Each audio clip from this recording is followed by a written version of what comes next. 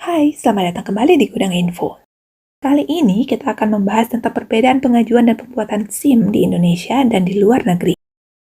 SIM alias surat izin mengemudi wajib dimiliki oleh setiap warga negara yang menggunakan kendaraan bermotor. Jika sudah memiliki SIM, berarti kamu sudah mendapatkan izin dan dinyatakan layak untuk mengemudikan kendaraan.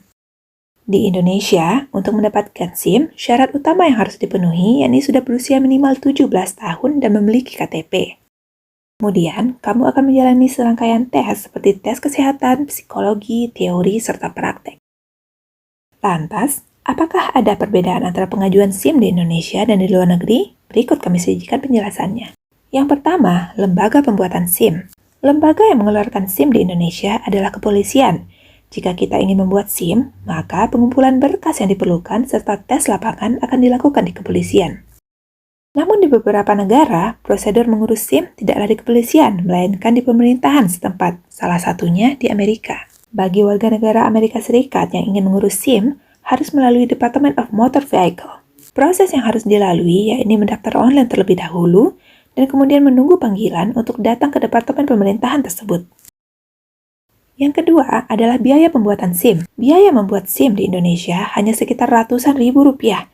Beda halnya dengan di luar negeri yang bisa mencapai puluhan juta rupiah. Seperti di negeri Sakura Jepang contohnya. Biaya yang harus dikeluarkan jika ingin membuat SIM di Jepang adalah sekitar 30 juta rupiah. Dan untuk orang asing yang ingin berkendara di Jepang akan dikenakan biaya 3 kali lipat yaitu sebesar 90 juta rupiah.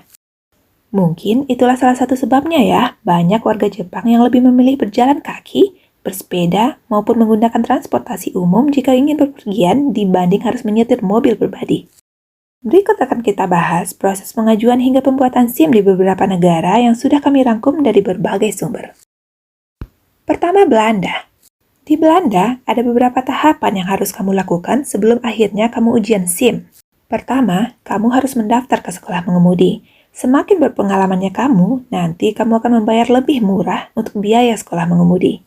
Karena pelajaran yang akan diberikan akan lebih sedikit tentunya. Instruktur kamu yang akan melihat performa kamu dan menentukan kira-kira seberapa banyak pelajaran yang akan kamu ikuti. Di sini, mereka akan melatih kamu dalam mengendalikan mobil, melatih kelihayan mengemudi di situasi yang tidak mudah, serta dalam bernavigasi.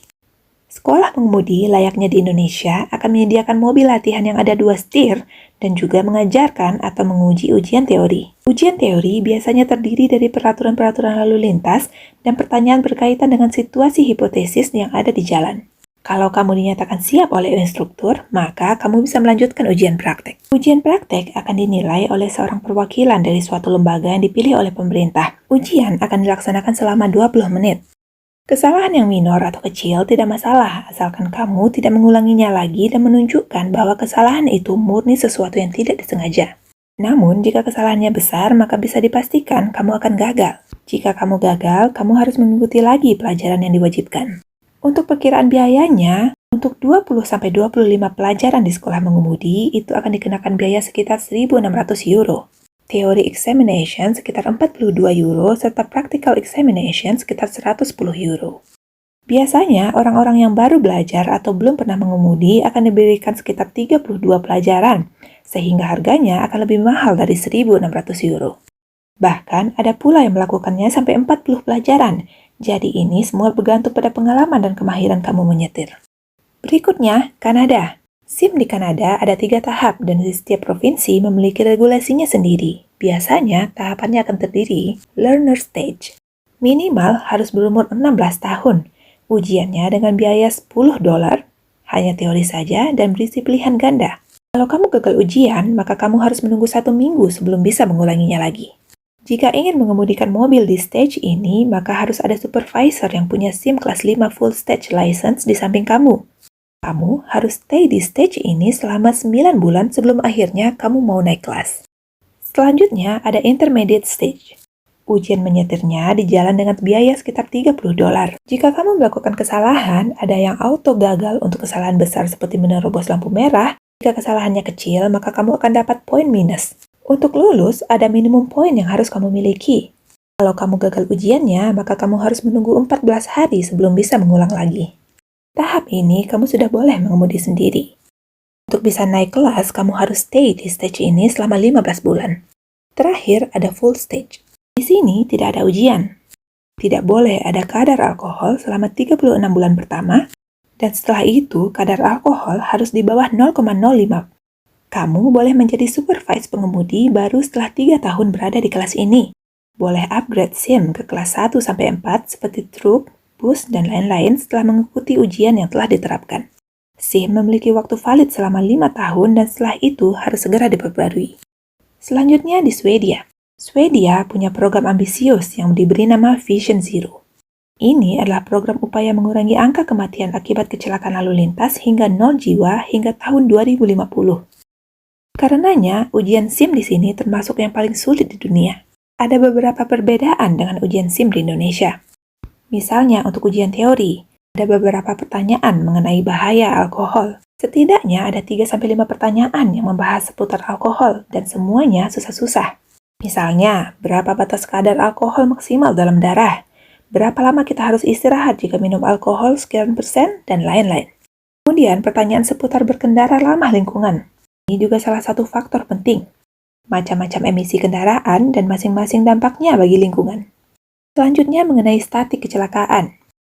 Di ujian, ada banyak pertanyaan tentang statik kecelakaan di jalan. Berapa angka kematian di tahun X, usia berapa pengemudi yang paling sering kecelakaan, dan lain sebagainya. Di sini, ujian praktek langsung dilakukan di lalu lintas yang sesungguhnya.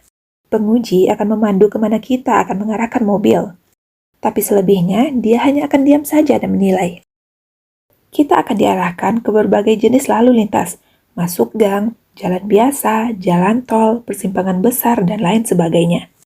Di akhir ujian, kamu akan langsung diberitahu apakah kamu lulus atau tidak dan dijelaskan apa-apa saja yang harus kamu benahi. Sebelum ujian, kamu harus ikut 2 macam pelatihan. Yang pertama, seminar tentang drunk driving dan 1 workshop tentang mengemudi di jalan licin. Maklum, Swedia bisa ketutupan es dan salju hingga 6 bulan dalam setahun.